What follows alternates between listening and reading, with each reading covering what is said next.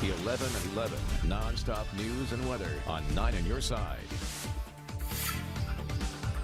Good evening, I'm Allie Kramer filling in for Julie O'Neill. Tonight, a Burlington parish is putting their faith in the power of prayer to help one of its own. Parishioner and volunteer teacher Valerie McNamara continues to fight for her life in the hospital. She was chaperoning a school field trip in Covington Friday when a roof partially collapsed, hitting her in the head.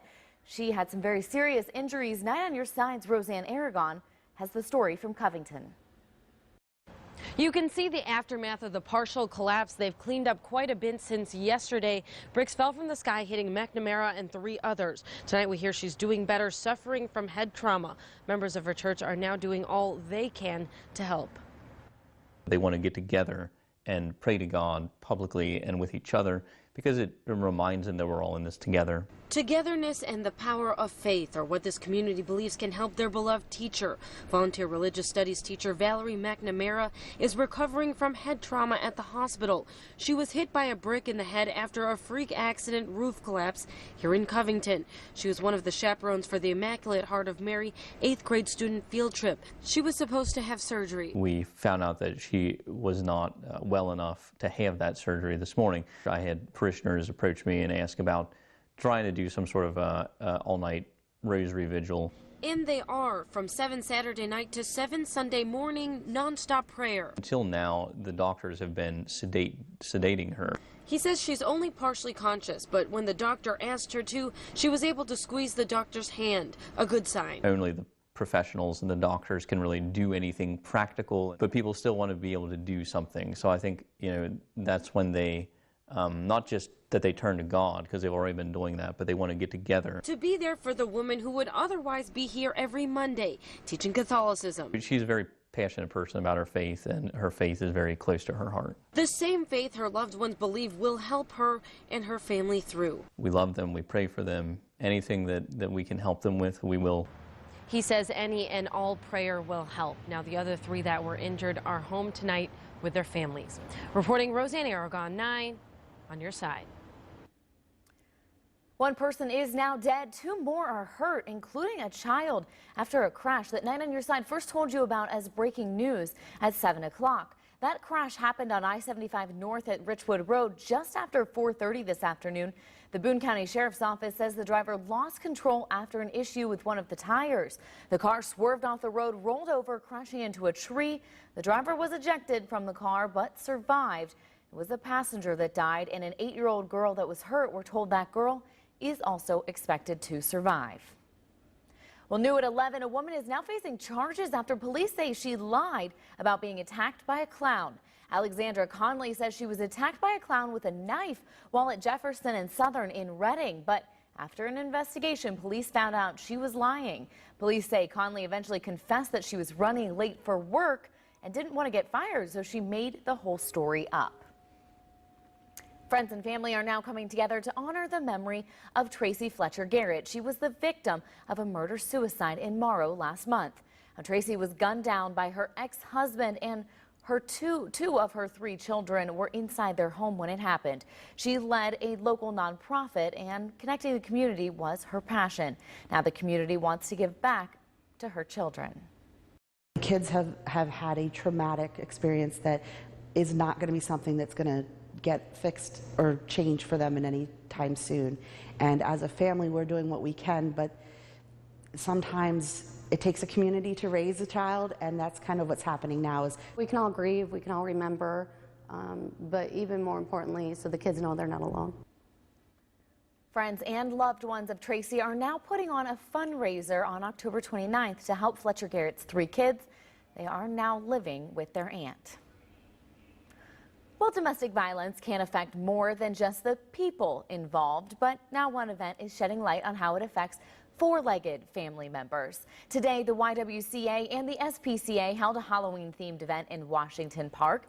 Bark Out Against Battering might look like trick-or-treating and some fun, but it also helped raise money to get animals out of abusive homes.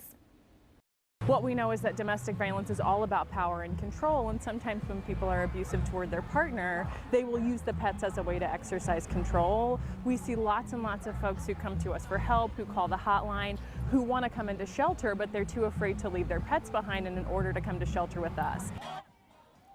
October is Domestic Violence Awareness Month, and the next event by the YWCA is a candlelit vigil for domestic violence victims. That is on October 18th outside the Hamilton County Courthouse. About 50 families made their homes safer for their children today, and it didn't cost them a dime.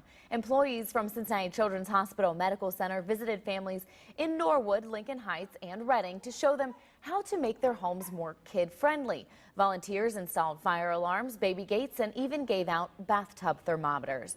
Program members say the number of kids who get hurt at home might surprise you. We know that injury kills more kids than all diseases combined. That's something that's not a lot of people know. And like I said, we also know that for kids under 5, the home is the most common place for kids to get hurt. We also know that we've done statistical analysis on this program, and we know this program makes your home 59% less likely to see an injury as opposed to other neighbors in your area. Cincinnati Children's hosts the safety program every couple of months in different neighborhoods. If you're a parent and you want them to check out your home, you can sign up for free. It's cincinnatichildrens.org. And more volunteers were also out in Mount Auburn today. You may have noticed the spruce up if you were out enjoying some of the nice weather we had. More than 200 volunteers rolled up their sleeves to beautify the area. The cleanup is part of Mount Auburn's Neighborhood Enhancement Program. Today, those volunteers cleared brush, picked up trash, and installed smoke alarms around several homes. Time and time again, every time that we're out here helping and lending a hand, the volunteers always get feedback from the neighbors saying thank you. It means so much. It kind of gives them a little bit of a little push to make sure that they're keeping up with it afterwards. Now, many of those volunteers today came from the University of Cincinnati. The Neighborhood Enhancement Program picks 2 neighborhoods a year to help beautify. All right, and we are talking about some of that warmer weather. Believe it or not, it's not the cold that we've been seeing. But Sherry, it looks like we've dodged some of the rain. Are we out of the woods just yet? Well, you know, we had a few light showers that passed over the tri-state today, but most of you stayed dry. It wasn't a bad Saturday for the first day of October, and tomorrow will be even better. That's because we're seeing high pressure dominate our region. Now, there's an area of low pressure that is up near the Great Lakes, and that's where we're seeing some showers and storms developing in those areas. We continue to see some very mild air across the region for the time being. We're seeing those temperatures in the lower 60s right now. We had a few passing showers over Butler County earlier as you see them just pass on by, but that is about it. Now we're seeing some drier conditions setting up. 54 degrees with a few showers and some patchy fog as you're waking up in the morning, and by the middle of the afternoon we had a high of 67 today. We should have 65 at noon and get those temperatures into the lower 70s. Now we're going to start Sunday with a different note. We're going to be talking about drier and warmer weather, and we'll have a look at how warm things are going to get around here in a couple of minutes. Thanks, Sherry. Sad news tonight. A 6-year-old boy who was shot during a school shooting in South Carolina has died. His mom posted on Facebook that Jacob Hall died in the hospital today. The little boy was struck in an artery, which led to massive blood loss. Jacob and 2 other people were hit during Wednesday's shooting spree at an elementary school. Investigators say the gunman is a 14-year-old who killed his father at home before going to the school. The suspect is facing 1 count of murder and 3 counts of attempted murder. And put down your cell phone. Try to pick up a game. The offline entertainment that had dozens flocking to a downtown convention today. Plus, a Queen City event that's sure to get your stomach growling. The festival you missed and how it's helping the reputation of one great neighborhood.